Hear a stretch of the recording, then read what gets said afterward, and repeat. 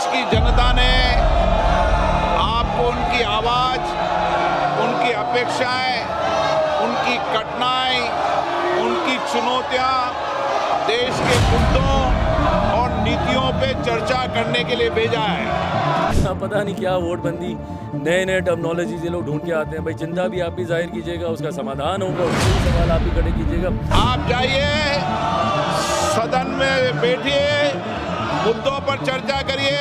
वहाँ महाराष्ट्र दिल्ली के चुनाव के बाद आपने बोला कि फर्जी वोटरों को जोड़ा गया। अब जब आपको लगता है कि जोड़ा गया तो भैया इंटेंसिव रिव्यू से ही तो उनको छाटा भी जाएगा ना। था क्या है विपक्ष, भाई छिट भी आपकी पट भी आपकी नहीं चलेगा ना।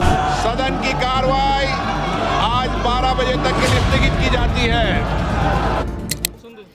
बिहार में चुनाव आने वाले हैं, राजनीति गरमा रही है। हमारे साथ बिहार से ही सांसद हैं चिराग पासवान साहब। सर, ये सबसे पहले तो मैं आपसे यही जानना चाहूँगी कि जो कानून व्यवस्था को लेकर वहाँ पर बार बार सवाल उठाए जा रहे हैं कि वहाँ पे बिगड़ती जा रही है।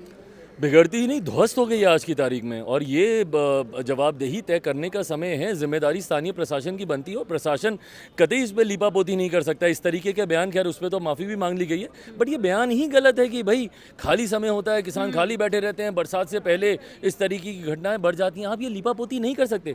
जिम्मेदारी प्रशासन की है तो जवाबदेही भी प्रशासन को तय करनी होगी। और क्योंकि ये लोग लीपापोती कर रहे हैं, सिर्फ पासिंग द बक वाला ये केस चल रहा है, इस चक्कर में कोई समाधान ही नहीं निकल पा रहा है। और आज की तारीख में अपराधियों का मनोबल इतना ज़्यादा बढ़ गया है।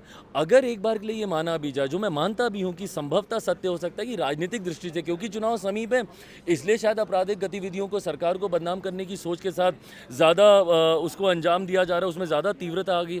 पर अगर ऐसा भी है तो जिम्मेदारी उसको नियंत्रित करने की किसकी है? स्थानीय प्रशासन की है।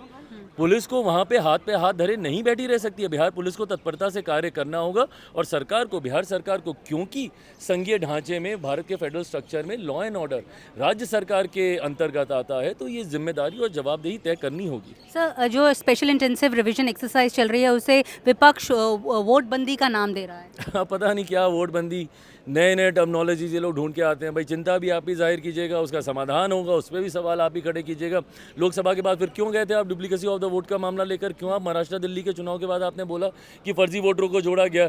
अब जब आपको लगता है कि जोड़ा गया तो भैया इंटेंसिव रिव्यू से ही तो उनको छाटा भी जाएगा ना। अब जब छाटने की प्रक्रिया की जा रही है तब भी आपको शिकायत है, जोड़े तब शिकायत, छांटे तब शिकायत। चाहता क्या है विपक्ष? भाई छिट भी आपकी पट भी आपकी नहीं चलेगा ना। आपके पास भी तो आपके, मान लीजिए आपको लग रहा है कि भाई BLO गलत काम कर रहा है, चुनाव आयोग की तरफ से गलत फर्जी चीज़ों को किया जा रहा है, तो आपके BLA क्या कर रहे हैं वहाँ पे? बूथ लेवल एजेंट हर पार्टी के होते हैं, मेरी पार्टी के भी हैं, वो भी हर बूथ पे इस बात को सुनिश्चित कर रहे हैं कि किसी भी नागरिक के साथ अन्याय ना हो, but at the same time किसी भी घुसपैठिए को हमारे देश के सबसे बड़े अधिकारों में से एक मताधिकार का दुरुपयोग करने का मौका ना मिले। सर, लास्ट क्वेश्चन, ये जिस तरह से ये जो सत्र है अभी तक वॉश आउट रहा है, उसके बारे में क्या कहेंगे? देखिए, ये हम लोग के लिए हमेशा से चिंता का विषय रहा है। एंड चिंता ज़्यादा तब बढ़ जाती है जब सरकार बात बात पर हम लोग कहने को तैयार हैं that we are ready to have discussion on any matter, any issue, any subject. आप जिस विषय पर आप चर्चा करना चाहते हैं, SR पे करना चाहते हैं, आपको सिंदूर, ऑपरेशन सिंदूर पे करनी है, जिस चीज़ पे आपको चर्चा करनी है आप कीजिए ना, हम लोग करने को तैयार हैं। बट अगर किसी का मकसद ही हंगामा खड़ा करना हो तो फिर कोई क्या कर सकता है?